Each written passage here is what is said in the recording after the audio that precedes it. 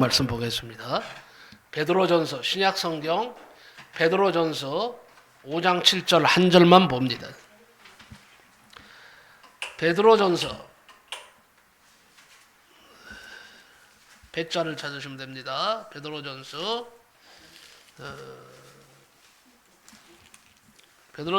5장 7절 한 절만 보겠습니다. 신약성경 387페이지 383페이지입니다. 제 성경. 신약성경 페이지 수로 찾으시면 383페이지. 베드로전서 5장 7절 한 절만 봅니다.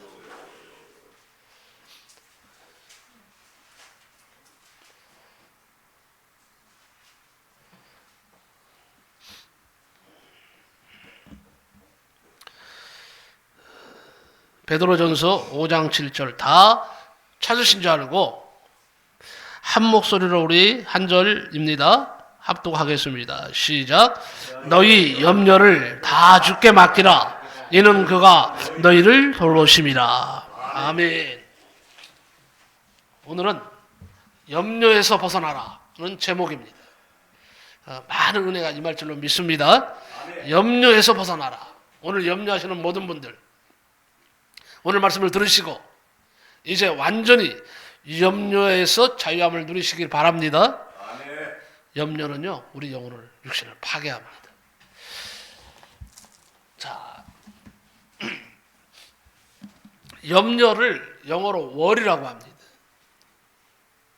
염려는요 미래의 불확실한 상황이나 부정적인 결과를 예상하며 지속해서 생각하는 상태를 의미합니다. 그러니까 미래의 불확실한 상황, 부정적인 결과를 예상하는 거예요.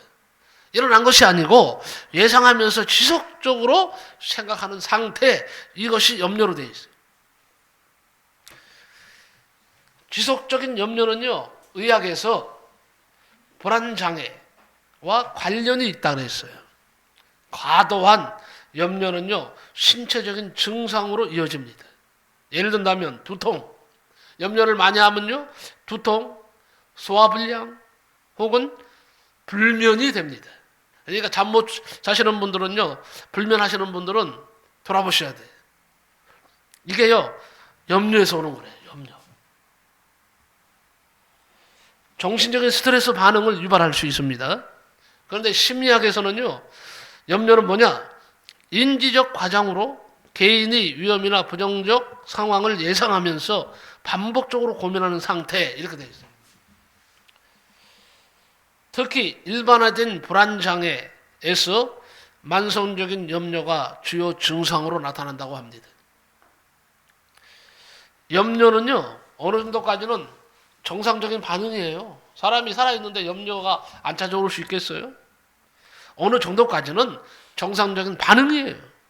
그런데 과도하면 정신적, 신체적 건강을 해칠 수 있습니다. 여러분, 지속적인 불안감은요, 집중력 저하를 가져옵니다. 그리고 우울감을 줍니다. 무기력해집니다.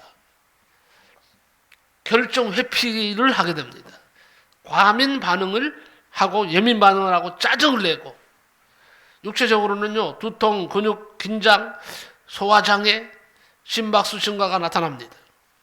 수면장애, 면역력 저하, 염려증이 깊은 사람은요, 일상 기능 저하, 만성 스트레스 질환 유발, 고혈압, 심혈관 병에 걸린답니다. 그러니까 이렇게 듣기만 해도요, 염려가 얼마나 무서운 줄을 알죠. 그래서 염려는요, 정신적으로, 심리적으로, 육체적 질병을 유발하고 영적으로는 뭐예요? 하나님과 멀어지며 신앙이 흔들리고 마귀 사단의 노예가 될 수 있습니다. 그러니까 여러분, 염려하면요, 하나님의 자녀로 살아가는 것이 아니라 염려하면 마귀에게 속하게 되는 거예요. 마귀가 틈타서 계속 괴롭히는 상태가 됩니다. 그러니까 잘 될 수가 없는 거예요. 그래서 염려를요 월이라고 했는데 다른 말로는요 이 월이의 뜻이 뭔지 아세요? 물어 뜯는다는 뜻이에요. 물어뜯는다. 우리의 육신을 막 물어뜯는 거예요. 염려하면. 우리의 육신을 망가뜨리는 거예요. 또 우리 영혼을 막 집중 공격하는 거예요. 그래서 하나님과의 관계를 끊어놓는 거예요. 그래서 옛날에요, 개도요, 워리가 많았어요. 옛날 분들 아시죠? 개 이름이 워리. 왜 외국 사람들이 워리라고 이름을 지었는 줄 아세요? 물어뜯어라! 물어뜯어라! 그런 뜻으로 워리라고 이름을 지었대요. 워리. 그래서 우리 개 이름도 워리였거든요. 내가 잘 알아요. 워리 하면 물론 우리 개는요, 꼬리를 막 흔들면서 워리 하면 좋아서 꽁충충충 뛰고 그냥 그거 하는데, 사실요, 이 워리라는 이름이요, 물어뜯어라! 물어뜯어라! 물어뜯어라! 이거예요. 염려가 얼마나 무서운지 아셔야 돼요. 염려하는 거. 염려의 90%가 있잖아요. 진짜 찾아오는 염려가 아니라 괜히 쓸데없이 걱정해서 생기는 것이 90%래요. 있지도 않은 거예요.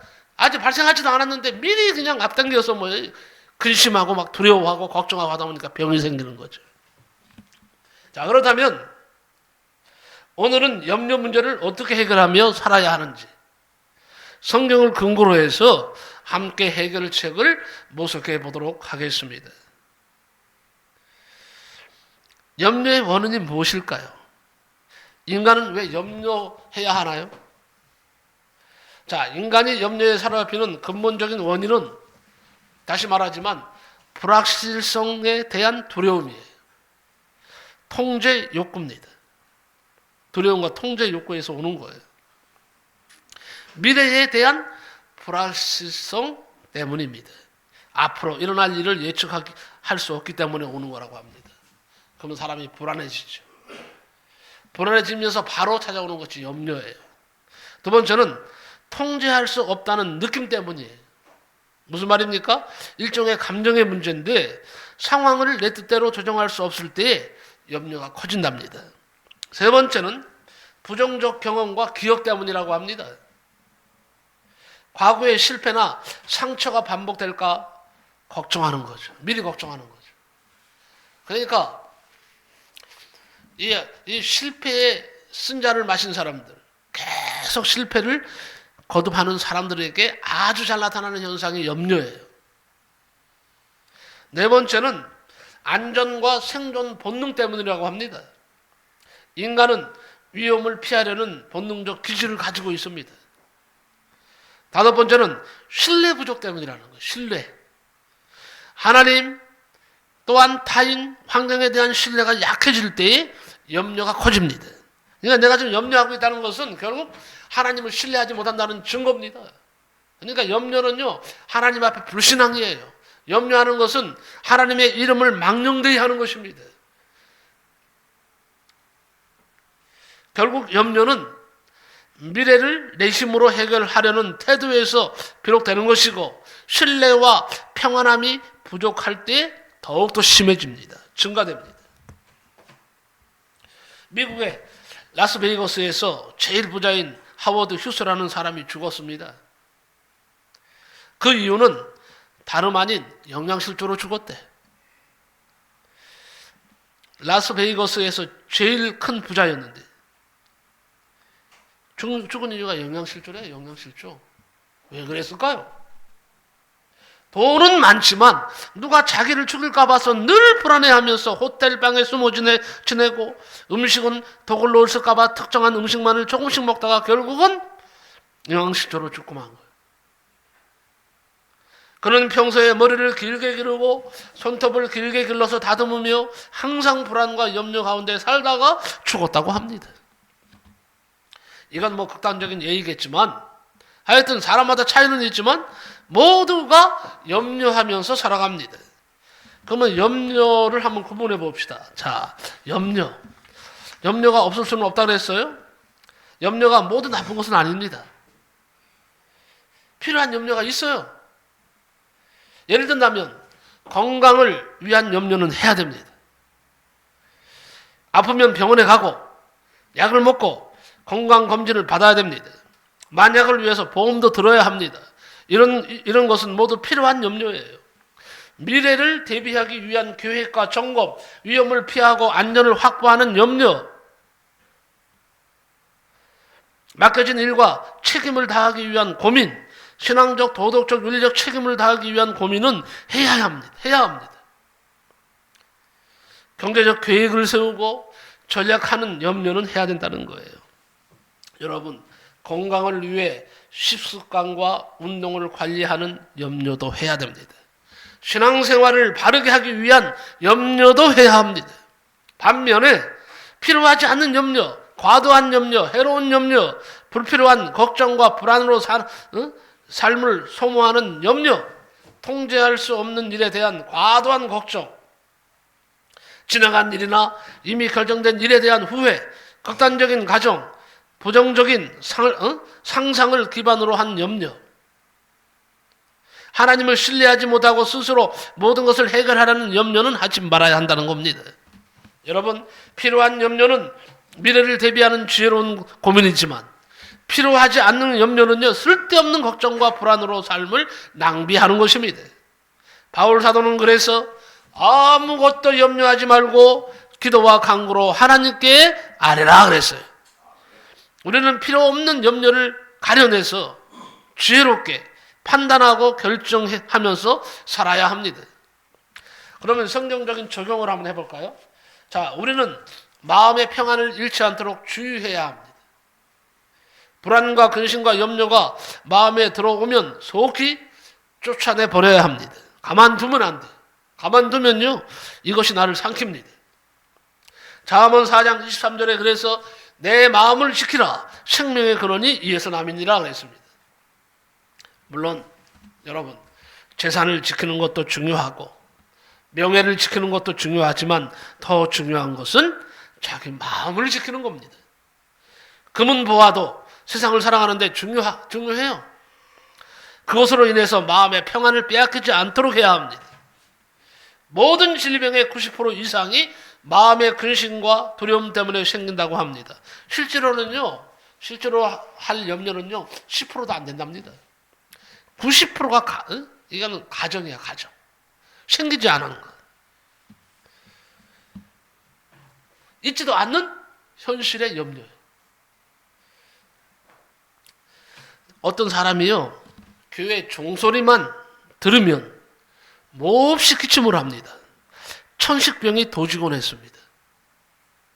그 이유는 자기가 사랑하던 애인이 자기를 배신하고 다른 남자와 결혼했는데 서양에서는요, 결혼식 날 교회의 종을 쳤다는 것입니다. 그 다음부터 종소리만 들으면 천식병이 되살아나는 것입니다. 즉 다시 말해서 마음의 상처를 치료받지 못해서 생긴 병이죠. 성경은 두려워 말라, 근심하지 말라, 염려하지 말라는 말씀을 365번이나 기록하고 있습니다. 매일 한 번씩 주님께서 우리를 향해서 말씀하십니다. 두려워 말아라, 염려하지 말라, 이렇게 말씀을 하시는 것입니다. 마태복음 11장 28절에 수고하고 무거운 짐진 자들아 다 내게로 오라, 내가 너희를 쉬게 하리라 그랬잖아요. 이걸 그대로 믿으세요. 세상은 믿으면서 왜 하나님이 하신 말씀, 주님이 주신 말씀 못 믿습니까? 믿어야죠. 수고하고 무거운 짐진 자들아 다 내게로 오라, 내가 너희를 쉬게 하리라, 주님이 말씀하셨어요. 그러면 그 사실을 그대로 믿으면요, 역사가 일어나는 겁니다. 그대로 믿으라는 거예요. 여기에 뭐 의심할 이유가 뭐 있습니까? 왜 무거운 짐 사람들 오라고 했지? 아니 진짜 주님께 간다고 해서 쉴 수 있는 거야? 주님이 정말로 나를 쉬게 하실까? 괜히 이런 걱정하고 있어. 안 믿어. 믿으면 그대로 되는 거예요. 요한복음 14장 1절에 너희는 마음에 근심하지 말라, 하나님 믿으니 또 나를 믿으라 그랬어요. 너희는 마음에 근심하지 말라는 거예요. 주님께서 근심하지 말라는 거예요. 하나님을 좀 믿으라는 거예요.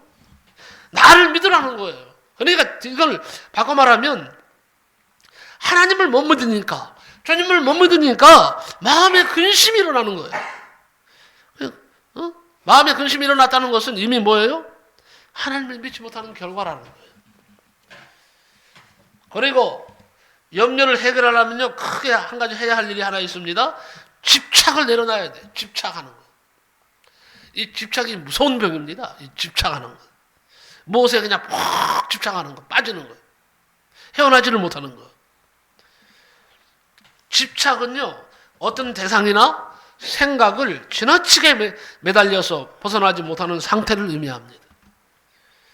심리적으로 특정 대상, 사람 혹은 생각, 목표 등에 대한 과도한 몰입, 통제 욕구로 인한 불안과 스트레스가 유발되는 상태지. 신앙적 관점에서는요, 하나님보다 어떤 것에 더 의존하고 집착할 때에 영적인 불균형과 우상숭배로 이어질 수가 있습니다. 여러분, 우리가 신앙적 관점으로 봐야 되는데, 자, 한번 살펴봅시다. 정말 하나님이 여러분의 제일입니까? 하나님이 여러분의 삶의 제일 최우선순위에 올라서 있습니까? 아니라면 문제입니다. 아니라면 문제인 거예요. 다시 묻습니다. 이건 중요한 문제예요. 여러분 자신이 잘할 겁니다. 내가 정말 하나님을 제일 우선순위로 두고 최고의 가치를 두고 내가 하나님을 섬기고 있느냐? 아니면 아직까지도 돈이냐? 명예냐? 아니면 내가 살아가는 방식에 나를 얽어매고 있느냐? 이게 우선순위라면 빨리 바꾸세요. 빨리 바꾸세요.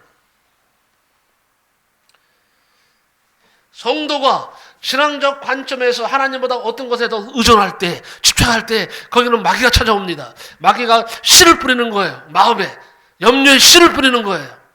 그런데 신앙적 관점에서 하나님을 최고로 여기며 사는 사람들, 가치를 두고 사는 사람들은요, 염려의 씨앗을 마귀가 뿌릴 수가 없어요. 마음에.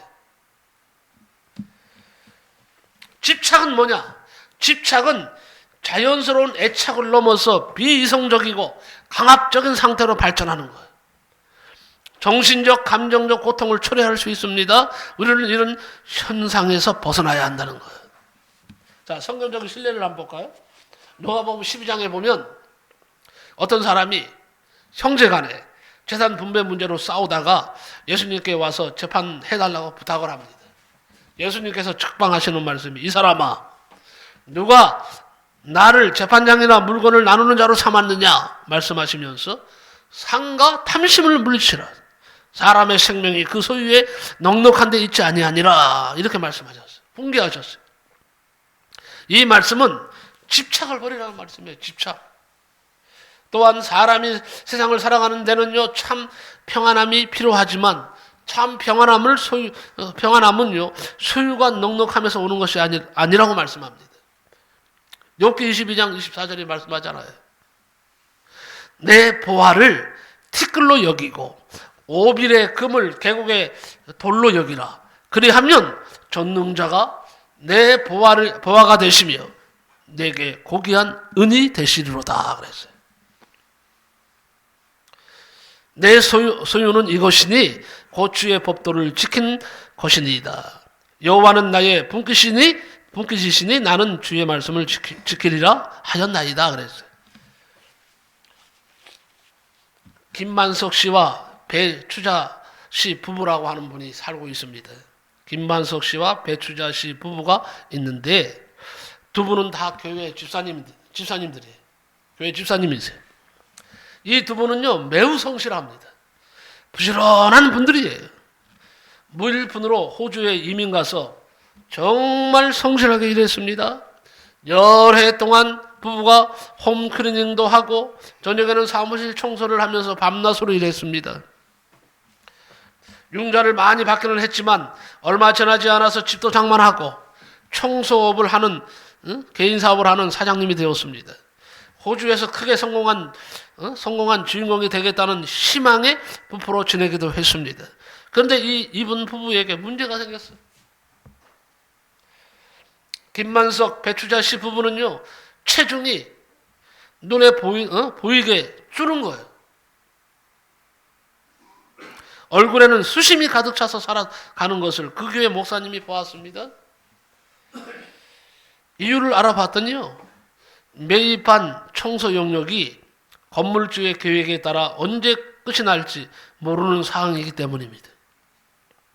그렇게 되면 과도하게 받은 융자와 미리 타서 집 살 때에 보증금으로 사용한 갯돈을 갚을 길이 막연해지는 거예요. 그래서 김만석 씨는 점점 말수가 교회에서 줄어들고 기가 죽어가는 모습을 보였습니다. 아내 배추자 씨는 한밤중에 깨어 일어나면 다시는 잠을 잘 수가 없게 되었습니다. 그들은 그만 걱정과 염려의 포로가 되었던 것입니다. 집착은요, 신뢰의 반대 말이에요. 반대. 과도한 집착은 하나님보다 내 뜻과 욕망을 더 의지하게 만듭니다. 내가 움켜쥘수록 평안은 사라집니다. 두려움과 불안이 자랍니다. 집착은 우상이 되어서 영적 균형을 무너뜨리고 신앙의 자유를 빼앗습니다. 여러분, 어떤 일에 지금 너무 집착하고 있지 않습니까? 한번 돌아보시기 바랍니다. 하나님께 맡기지 않은 마음이 결국 나를 묶어버리는 거예요. 너희 염려를 다 주께 맡기라. 이는 그가 너희를 돌보심이라 그랬잖아요. 오늘 말씀에 너희 염려를 다 누구한테 맡겨? 목사님한테? 주께 맡기라. 주께 맡기라. 이는 그가 너희를 돌보심이라. 그러니까 내 염려를 주께 맡기면 주님께서 나를 돌보신다는 거예요. 염려를 맡기라는 거예요. 끌어안지 마세요. 끌어안고 언제까지 죽을 똥살똥하면서 살 거예요? 오늘 말씀이 여러분에게 주는 메시지입니다. 여러분에게 주시는 뭐예요? 하나님의 음성입니다. 너희 염려를 다 주께 맡기라. 이는 그가 너희를 돌보심이라 그래요. 그러니까 맡기면 오늘부터 내가 내 염려를 주께 맡기면 주님께서 내 염려를 책임져 주신다는 거예요. 너를 돌아보시겠다고 했잖아요. 돌보심이라고 했잖아요. 오늘 해답이 바로 이겁니다. 이 주님의 음성을 오늘 꼭 듣고 가세요. 성경 얘기 하나 할까요? 자, 북이스라엘의 왕 아합은요, 자신의 집 옆에 있는 나봇의 포도원이 탐이 났어요. 그 밭을 자신에게 팔라고 했지만 나봇은 조상이 물려준 터전이라서 팔 수가 없다고 했습니다. 근데 이 아합은요, 포기하지 않습니다. 계속 생각하는 거예요. 탐심으로. 저걸 사야 되는데 하고 병이 들 정도가 됐어요. 아주 그냥 이 포도원에 대한 집착, 집념을 버릴 수가 없었어요. 그런 그 포도원을 소유하지 못한 데 대해서 속이 상해서 머리를 싸매고 누워 병을 앓았습니다. 집착병이죠. 그 사실을 알게 된 아합의 처 이세벨이 그 동네 장로들을 매수합니다. 거짓 증인으로 삼았습니다. 포도원을 아합에게 팔지 않는 나봇을 누명을 씌워서, 죄도 없는데 누명을 씌워서 인민재판을 열어서 죽여버렸어요. 그런 후에 나봇의 포도원을 빼앗아 자기 남편 아합에게 주었습니다. 하나님은 악을 행한 이세벨과 그의 남편 아합 그리고 그 가문에 저주를 내렸습니다. 식구가 모두 객사하고 횡사하고 타살로 죽었습니다. 비참한 최후를 맞이했습니다. 여러분, 잘못된 집착을 고집한 결과예요. 자, 다시 말씀으로 돌아갑니다. 우리는 염려에서 해방되려면 일단 먼저 집착하는 것을 버려야 돼. 빨리 내려놔야 돼. 내 힘으로 안 됩니다. 주님께 맡겨야 됩니다. 주께 맡기라고 했잖아요. 그러면 돌보시는 역사 일어납니다. 건강한 정신, 건강한 영, 건강한 육체, 건강한 삶을 살아갈 수가 있게 되는 거예요. 우리가 모두 집착해서 벗어날 수 있기를 예수님의 이름으로 축복합니다. 자, 그렇다면 염려에서 벗어나는 방법은 또 무엇일까요? 믿음으로 주님께 맡겨야 합니다. 다시 오늘 베드로전서 5장 7절을 말씀드리면 너희 염려를 다 주께 맡기라. 이는 그가 너희를 돌보심이라. 그랬어요. 너희 염려를 주께 맡기라. 주께서 너희를 돌보신다고 베드로가 말했어요. 나도 여러분에게 다시 말합니다. 염려에 빠져있는 성도 여러분, 너희 염려를 다 주께 맡기라. 주께서 너희를 돌보시리라고 했어요. 염려를 다 주께 오늘 맡기시기 바랍니다. 예? 맡긴다는 말은 무슨 말이냐? 무거운 짐을 다른 이에게 던져 맡긴다는 것이. 다시 말해서 내가 감당할 수 없는 염려의 무게를 하나님께 전적으로 의탁하는 것을 말합니다. 그리고 그가 너희를 돌보심이라고 할 때에 이는 하나님은 단순히 큰 능력을 갖춘 분이 아니라 나를 신경 써 주시는 분이심을 강조하는 문장이에요. 하나님이 내 문제에 신경 써 주신대요. 세상 사람들은 만약에 대통령이 나를 신경 써 주면 좋아서 춤추죠. 그건 아무것도 아니에요. 하나님께서 나를 신경 써 주시면 끝난 거예요.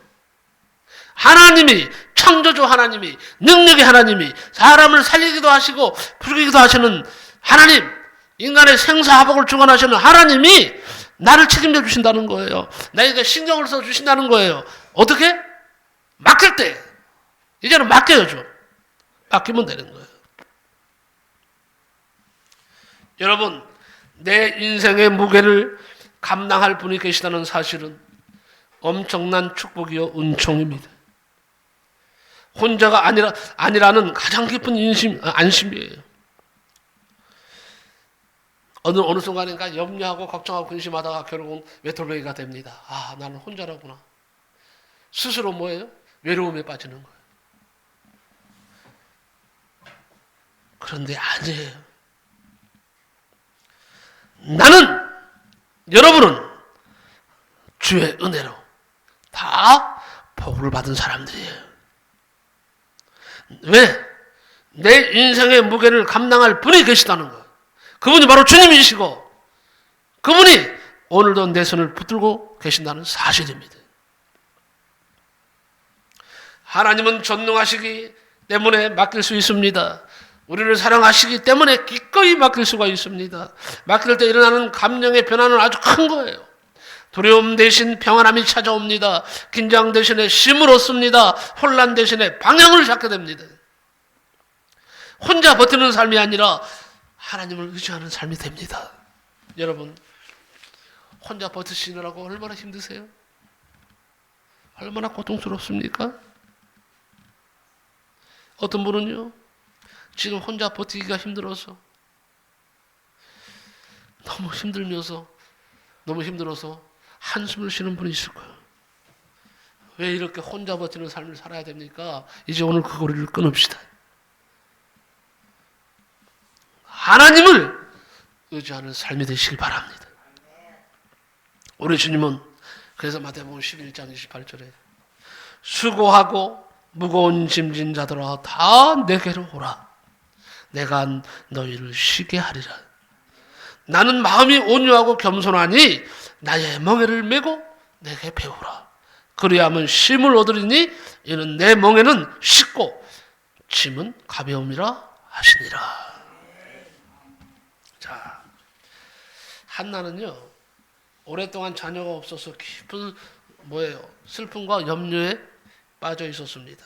남편 엘가나는 그녀를 사랑했지만 다른 아내 브닌나의 조롱과 비교는요 그녀의 마음에 큰 상처를 남겼어요.